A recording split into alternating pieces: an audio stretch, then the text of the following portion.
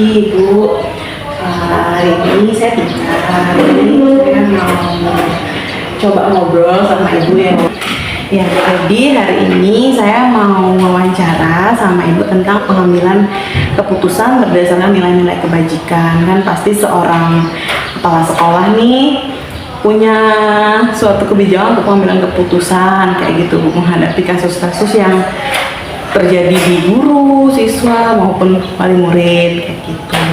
Jadi saya kasih beberapa pertanyaan ke Ibu.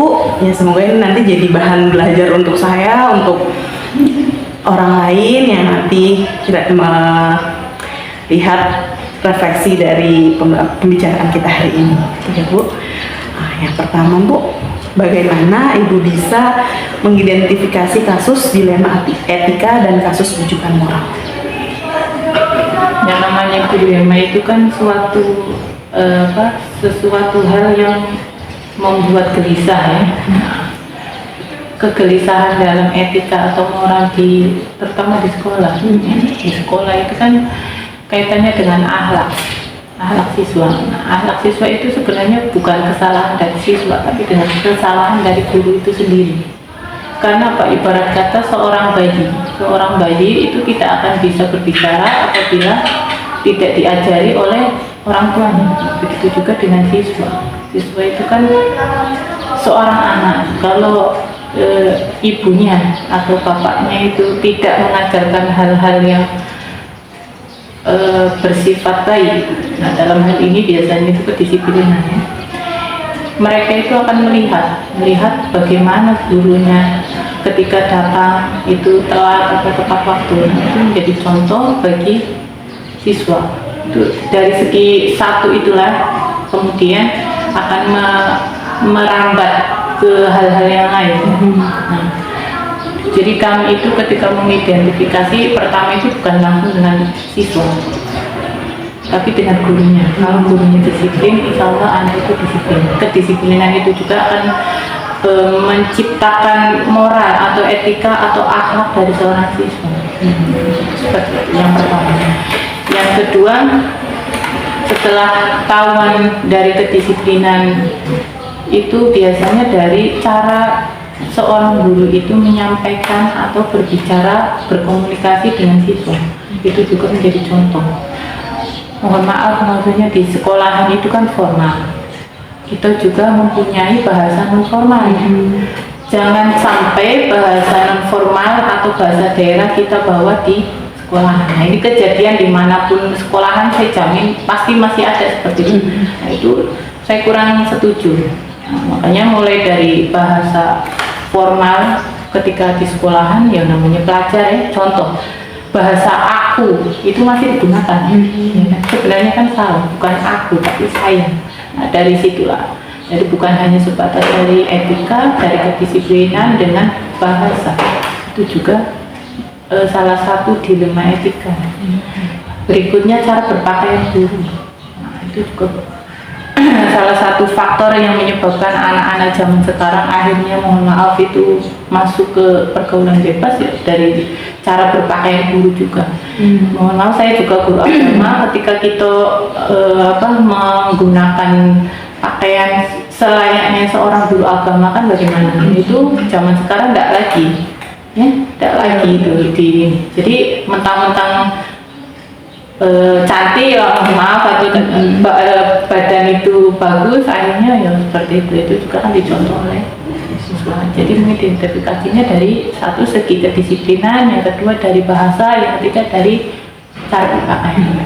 Nah, kebetulan di sini kan pondok pesantren, jadi kami itu benar-benar ketat dengan cara berpakaian.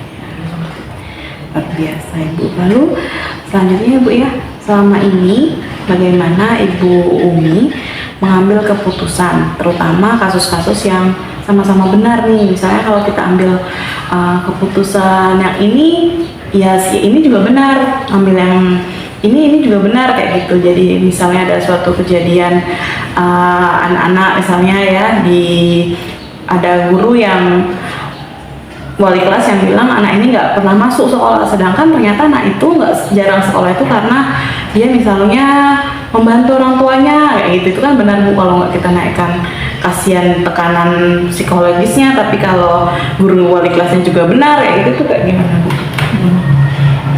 Yang pertama, kunci yang pertama itu kedisiplinan. Nah, kedisiplinan itu kan penting. Benar apa yang dikatakan wali kelas bahwa anak ini tidak pernah masuk. Setelah diselidiki ternyata memang tidak pernah masuknya atau jarang masuk karena membantu orang tua. Membantu orang tua itu suatu bukan pekerjaan ya, tugas yang mulia. Caranya ya dengan kita itu saling bermusyawarah, berkoordinasi dengan pihak orang tuanya. Kalau memang anak ini misal jam 7 sampai jam 12 itu adalah waktunya untuk belajar, kenapa kok harus dituntut untuk bekerja? Itu ya kesalahannya bukan dengan kami, kita kembalikan lagi ke orang tua yang bersangkutan. Kalau memang tidak diizinkan untuk sekolah, ya itu kan ada pelanggaran HAM ya, yang pasti itu ada pelanggaran HAM. Tapi kalau kami tetap selagi anak itu sudah pernah diserahkan ke kami, kemudian dari jam 7 sampai jam 12 atau jam 2 itu waktunya belajar, kami menuntut kepada orang tua karena sudah pernah menyerahkan ke kami. Jadi mau tidak mau tetap harus dipaksa untuk sekolah, meskipun disuruh dari pihak orang tua itu menginginkan untuk membantunya. Jadi keputusannya seperti itu, memaksa orang tua karena itu kan haknya anak untuk belajar. Sebelum dia masuk ke sini menjadi siswa di sini kan sudah ada perjanjian bahwa anak ini dititipkan ke kami dari jam 7 sampai jam 2 misalnya, itu adalah waktu belajar. Jadi mau tidak mau harus belajar. Nah, itu tetap kembalikan ke orang tua, dipaksa karena anak ini mempunyai hak untuk belajar. Itu seperti itu. Kalau Ibu sendiri pernah nggak ngalamin kasus yang demikian Bu? Banyak.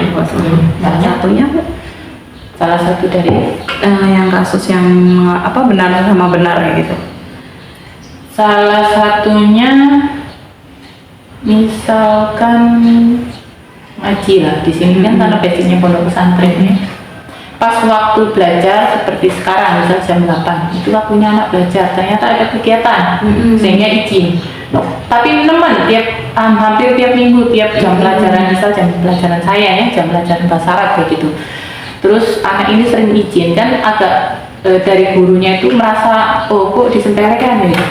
Nah, tapi sampai di sisi lain anak tersebut ada mengikuti kegiatan yang memang eskul yang biasanya itu yang menunjukkan atau dapat meningkatkan kualitas mutu pendidikan dari lembaga ini, dari madrasah ini. Jadi kita itu mengambil yang terbaik, tidak masalah. Yang selagi itu bagus untuk meningkatkan kualitas pendidikan ya tidak masalah. Tapi lain dengan ekskul yang asal-asalan, misalkan hanya sebatas nari itu kan bukan, mohon maaf ya, memang ekskul mungkin di sekolah lain itu salah satunya. Dari kami kan namanya basicnya pondok pesantren kan tidak pula ini penting istilahnya, itu tidak. Tetap kami itu mempersalahkan anak tersebut tidak diperbolehkan untuk mengikuti. Tapi kalau kaitannya dapat menunjang mutu pendidikan madrasah itu tidak masalah. Ya. Lalu Bu, yang ketiga, langkah-langkah apa yang Ibu lakukan untuk pengambilan keputusan? Yang pertama, kita tetap mewawancarai anak tersebut ya, guru yang bersangkutan, orang tua kalau memang kaitannya sudah merambat ke orang tua. Nah, setelah adanya musyawarah, kemudian itu musyawarah antara anak tersebut dipanggil, orang tuanya juga dipanggil kan, bagaimana keputusannya baru nanti dimusyawarahkan ke guru, atau sebaliknya kami memusyawarahkan dengan guru, mengambil keputusan kebijakan yang benar-benar terbaik, kemudian baru menyampaikan ke orang tua siswa. Jadi dengan cara musyawarah dulu ya? Musyawarah. Di negara ini kan yang pasti itu tetap musyawarah kan? Yes. Lalu hal apa saja yang menurut Ibu efektif dalam pengambilan keputusan, khususnya kasus-kasus dilema etika? Yang pasti dengan musyawarah. Yang pasti itu musyawarah dimusyawarahkan dulu. Tidak mungkin seorang kepala sekolah mentang-mentang kepala sekolah kemudian langsung mengambil keputusan sendiri, itu tidak bisa. Berarti emang harus musyawarah. Yang pasti. Lalu Bu, apa saja yang selama ini menjadi tantangan untuk dalam pengambilan keputusan itu? Tantangan yang berat itu ya perbedaan pendapat. Manusia ini kan diciptakan dengan lain karakter, rambutnya sama tapi hatinya berbeda, kan seperti itu. Apalagi kualitas kualifikasi pendidikan juga kan banyak ya, ada yang S2, ada yang S1, ada yang sejurusan, sekualifikasi pendidikan, ada yang berbeda kan. Itu yang tantangannya di situ, perbedaan pendapat itulah. Karena misalkan kita tidak ada musyawarah, dengan adanya perbedaan pendapat ya terjadi problem yang banyak kan. Jadi intinya ya dengan musyawarah, jadi meskipun banyaknya perbedaan pendapat tetap bisa diminimalisir lah kalau tidak. Baru kemudian kepala sekolah itu setelah ada musyawarah memutuskan. Itu seperti itu. Lalu Bu, misalnya ada suatu masalah nih, apakah Ibu memiliki waktu atau jadwal tertentu untuk menyelesaikan kasus tersebut, atau Ibu langsung menyelesaikan saat itu juga? Tidak, karena ada prosesnya, prosedurnya. Prosedur tadi kalau memang kaitannya dengan siswa ada orang tua ya, ada wali murid ya. Yang pertama memanggil siswa yang bersangkutan, guru kelasnya siapa, kemudian dimusyawarahkan dengan guru kelas, baru dari pihak guru kelasnya itu memanggil orang tua wali murid tersebut, dipanggillah oleh wali kelas yang pertama. Jangan sampai langsung ke kepala sekolah, itu tidak etis. Kalau zaman dulu langsung dipanggil kepala sekolah itu, mohon maaf, jadi orang tua yang bersangkutan merasa berdebar gitu kan. Benar. Harusnya itu dari wali kelasnya dulu, komunikasi dengan wali kelasnya. Karena wali kelas itu kan yang sudah dititipi, ibarat kata orang tua kedua ya, orang tua kedua di sekolah itu adalah wali kelasnya. Nah, setelah dari wali kelas, nanti wali kelas menyampaikan kepala sekolah, musyawarah bagaimana baiknya, baru nanti memanggil. Kalau memang tidak selesai sampai ke wali kelas, baru ke kepala sekolah. Berarti Ibu emang menyelesaikan itu khusus ya Bu ya, ada jadwal khususnya kayak gitu. Ya benar Bu, saya juga kadang kaget itu kalau ada orang tua atau langsung laporan ke saya kayak gitu. Wali kelas, sedangkan wali kelasnya ini belum cerita apa-apa, jadi kan wali kelasnya yang jadinya bingung sama kepala sekolah. Aku salah apa ya Bu kayak gitu, kok orangnya kayak gitu ya. Saya juga, makanya saya tekanin juga orang tua tuh jangan lapor, benar kata Ibu kayak gitu. Apalagi kalau tingkat TK itu kan harusnya ke wali kelas, bukan langsung ke Iya benar. Kalau misalkan tingkat SMP, SMA itu sudah ke guru mata pelajaran. Kalau bermasalahnya dengan guru mata pelajaran kan berarti melalui guru mata pelajaran dulu, baru ke wali kelas, baru ke kepala sekolah. Jangan sampai dari orang tua langsung ke kepala sekolah. Itu secara tidak langsung itu meremehkan atau mengecilkan hati wali kelas, guru kelas guru mata pelajaran. Kalau TK baru ya, emang dia cuma punya wali kelas. Wali kelas langsung ke kepala sekolah. Lalu Bu, adakah seorang atau faktor yang selama ini mempermudah Ibu atau membantu Ibu dalam pengambilan keputusan ini? Yang pasti ada. Di setiap sekolah kan ada wakaf. Wakaf guru-guru kan ada. Ada pembina OSIS, pramuka, ekskul yang lain itu kan ada juga. Kemudian ada sekretaris, ada ketua yayasan, ya. Semuanya itu saling bahu-membahu, saling melengkapi, saling menutupi. Dan bukan hanya sebatas kepala sekolah inilah yang harus mengambil keputusan ini tanpa musyawarah, tidak, atau bisa sendiri itu tidak mungkin. Contoh ada kita ini menjadi kepala sekolah, kenapa kok bisa menjadi kepala sekolah? Karena ada bawahan, karena ada guru-guru, maka menjadi kepala sekolah. Seandainya tidak ada guru-guru berarti bukan kepala sekolah, kepala sendiri. Gitu kan. Jadi saling melengkapi. Kalau nggak ada siswa berarti bukan guru. Kalau ada siswa tidak ada guru berarti kan bukan siswa, anak. Iya benar. Jadi saling membangun seluruh organisasi, struktur organisasi itu ya berjalan. Banyak sekali yang saya dapatkan di sini Bu. Jadi sekolah itu ya itu gitu, saling bahu-membahu ya Bu. Nah ini mungkin terakhir Bu, setelah hasil dari kita ngobrol tadi, kira-kira pembelajaran apa yang Ibu ambil dari pengambilan keputusan itu, ada nggak Bu? Kira-kira saya belajar suatu hal dari ngambil keputusan ini, saya jadi belajar ini kayak gitu. Iya, yang pasti kan segala sesuatu itu kan ilmu. Daun saja, melihat daun itu kan banyak ini. Kok bisa menjadi sebuah daun kan? mulai dari mana ini daun asalnya, akarnya dari mana, makanannya berupa apa, kemudian asal usulnya apa, dari sebuah biji kok bisa, kan seperti itu. Apalagi ini kaitannya dengan keputusan kan, berarti yang pertama itu butuh kesabaran. Kalau kita ketika mengambil keputusan banyak orang yang menentang, itu kan butuh kesabaran. Nah, adanya musyawarah itu kan banyaknya perbedaan pendapat. Nah, itu tantangan terbesar untuk mempelajari karakter setiap guru. Ini yang beratnya kepala sekolah itu kan, untuk biar tidak setiap guru itu tidak merasa dibeda-bedakan. Nah, itu yang paling berat untuk bagi kepala sekolah untuk memutuskannya menjadi sebuah keputusan. Itu kurang lebih. Ya. Oke Bu, alhamdulillah banyak sekali hal yang bisa saya ambil. Semoga ini juga bisa kita jadikan pembelajaran baik untuk Ibu atau untuk saya kayak gitu. Ya mungkin lain kesempatan kita mungkin bisa lagi ngobrol-ngobrol. Saya harus banyak belajar dari Ibu juga, karena Ibu jadi kepala sekolah di TK juga, di MA juga, itu kan jenjang yang berbeda, otomatis perlakuan dari untuk mengambil keputusan itu kan akan berbeda kan Bu, apalagi kalau misalnya mengenai siswa, mengenai guru kayak gitu.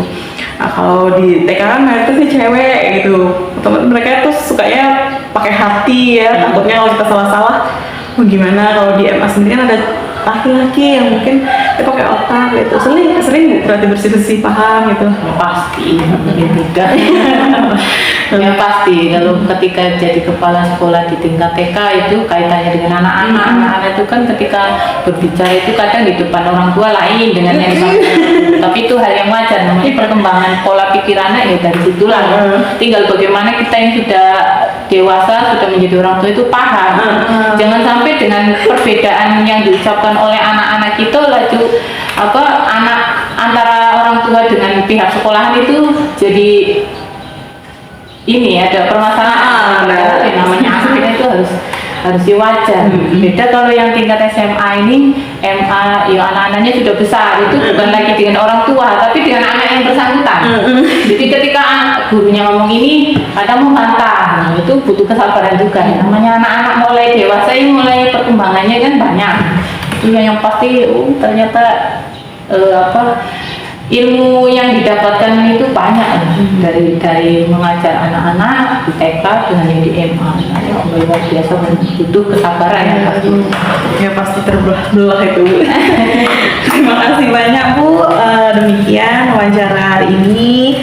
Saya ucapkan terima kasih untuk sudah meluangkan waktu dan sudah mengenal hal. Semoga hal ini menjadi pembelajaran yang baik, positif untuk kita berdua maupun untuk orang lain. Assalamualaikum warahmatullahi wabarakatuh. Ibu, saya Tika, calon guru penggerak angkatan 10 Kabupaten Banyuasin. Di sini saya tuh mau ngobrol santai sama Ibu tentang pengambilan keputusan berdasarkan nilai-nilai kebajikan. Gitu. Kita santai aja Bu ngobrolnya. Ini dengan Ibu Enang Sari. Dengan Ibu Endang Sari. Ibu, saya panggilnya Ibu Enang boleh ya. Oke Bu, jadi ada beberapa pertanyaan yang kira-kira nanti saya tanyakan ke Ibu. Kayak gitu, Ibu boleh ceritakan apa saja yang mengenai pengambilan keputusan ini. Jadi Ibu Endang Sari bisa bercerita kita. Oke Bu, kita mulai ya Bu ya. Yang pertama itu bagaimana Ibu bisa mengidentifikasi kasus dilema etika dan kasus rujukan moral di sekolah ya. Kayak misalnya kalau dilema etika itu kan seperti ada kasus yang ada wali kelas yang melapor ke Ibu, ada siswa yang jarang masuk nih. Ternyata siswa tersebut itu nggak pernah masuk itu. Setelah Ibu ketahui, dia tuh membantu orang tuanya kayak gitu. Jadi Ibu mau ngambil keputusannya itu seperti apa Bu, kayak gitu. Kalau nggak mendapat kasus seperti itu atau ada yang lain, pokoknya yang dia tuh kasus itu tuh benar sama benar kayak gitu, nggak ada yang salah kayak gitu. Menurut saya kita harus gurunya itu ke kunjungan dulu ke rumahnya, melihat datangi dulu orang tuanya kenapa dia tidak masuk. Kalau memang dia membantu orang tuanya atau bagaimana, terus dikasih tahu orang tuanya untuk masuk itu kan, diberi jenjang, nggak apa-apa dia bantu orang tuanya tapi sepulang sekolah itu boleh. Tapi berhubung di sini di pondok kami tidak mengizinkan anak-anak pulang. Jadi anak-anak tuh menetap di sini, tidurnya juga di sini. Jadi otomatis mereka tetap sekolah tiap hari. Terus kalau boleh cerita nih Bu ya, Ibu pernah nggak menghadapi kasus yang itu harus Ibu ambil pengambilan keputusan, baik ada kasus antara guru dan murid, murid dengan murid, atau guru dengan guru kayak gitu? Biasanya Di sekolah. guru sama guru. Oh ya, apa tuh Bu? Boleh ceritakan? Biasanya guru sama guru tuh kasusnya itu tentang masuk kelas. Biasanya kan ada guru yang tidak mau masuk jam sekian, mau tukaran tapi tidak bisa. Biasanya kan gitu. Jadi ditegur, dikasih peringatan kenapa tidak masuk kan gitu. Terus kalau kasus sama siswa tuh biasanya guru sama siswa, kalau kepala sekolah itu jarang.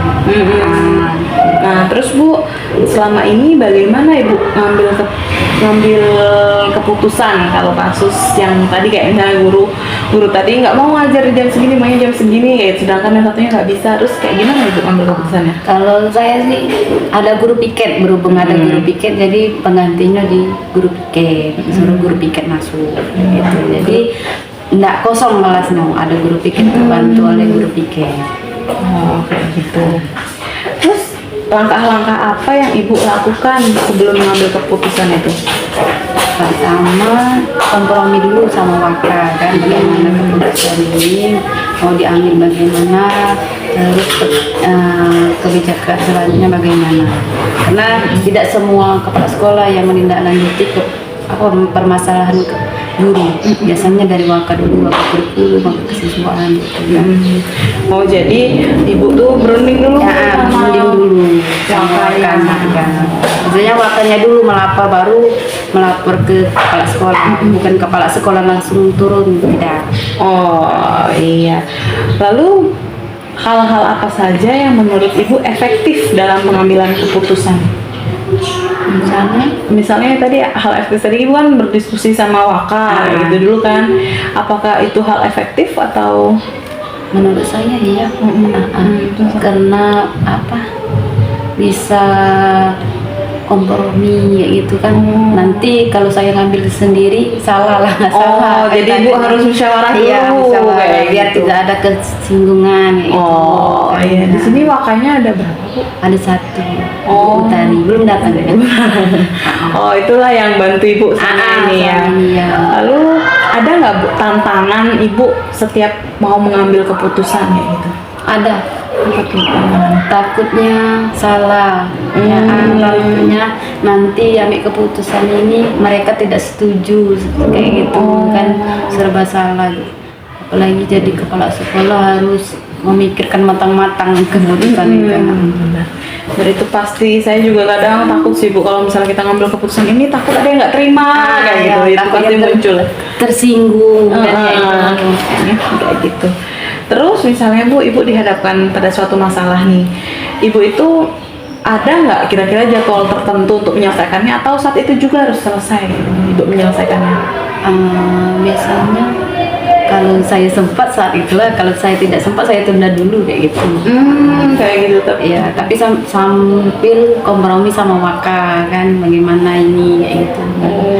Biar sama-sama tahu dia permasalahannya itu. Begitu juga Waka kan, kalau dia ada bermasalah kompromi sama kepala sekolah gitu, saling terkaitan. Berarti memang jadwal tertentu, pakai jadwal ya Bu ya, misalnya kita menghadapi satu masalah nih kayak gitu. Jadi nanti dulu kita cari solusinya kayak gitu, nggak saat itulah. Nah, ini dulu, nanti salah ambil langkah kan. Oh iya. Takut terburu-buru kan. Selain tadi Ibu sudah cerita kalau Ibu selama ini dibantu sama Waka untuk mengambil keputusan, ada nggak Bu yang orang lain atau faktor-faktor yang lain yaitu yang membantu Ibu dalam mengambil keputusan? Tidak ada. Ya cuma sama Waka.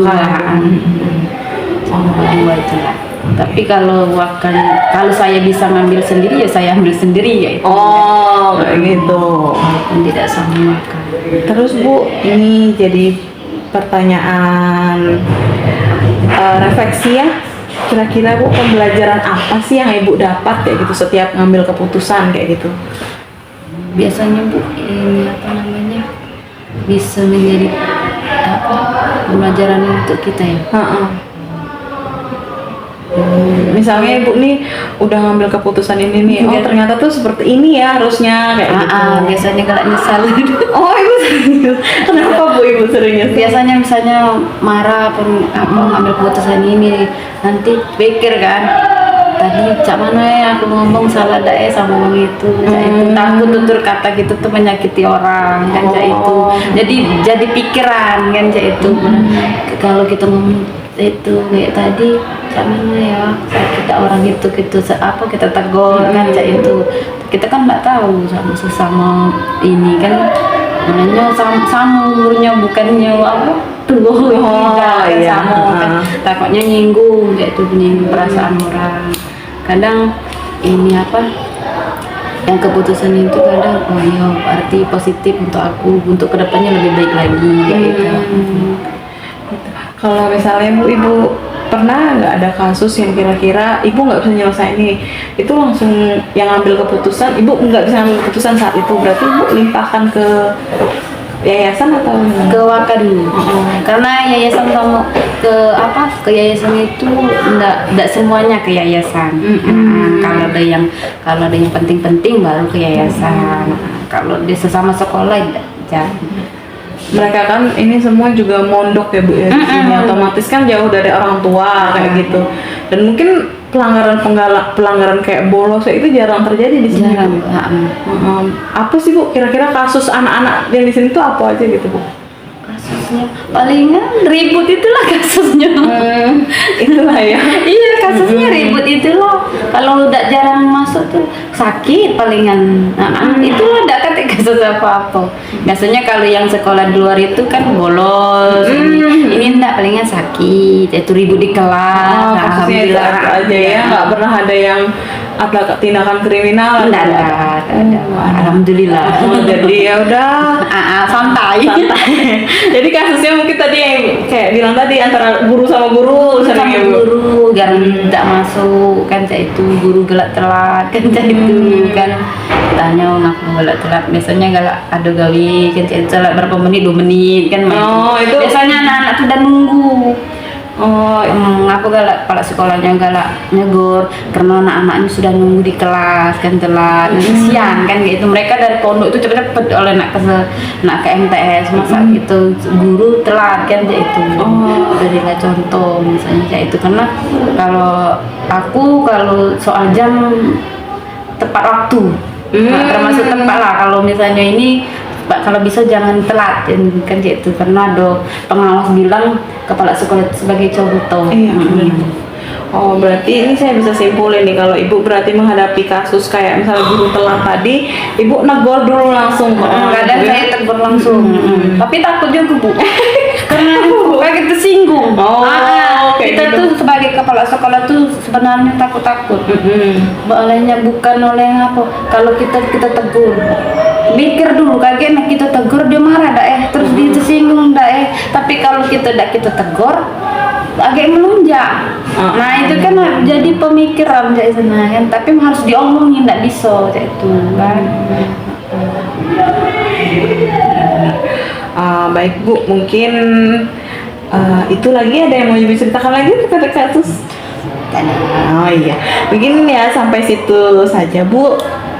Saya rasa pembicaraan kita, dan semoga hasil dari pembicaraan kita ini bisa jadi pembelajaran yang positif buat saya, buat Ibu kedepannya, biar bisa ngambil keputusan itu berdasarkan nilai-nilai kebajikan itu bisa tepat lah, ibaratnya kita nggak takut lagi kalau ngambil keputusan kayak gitu, dan semoga hasilnya jadi pembelajaran untuk kita kedepannya gitu. Terima kasih banyak Ibu Endang Sari untuk hari ini.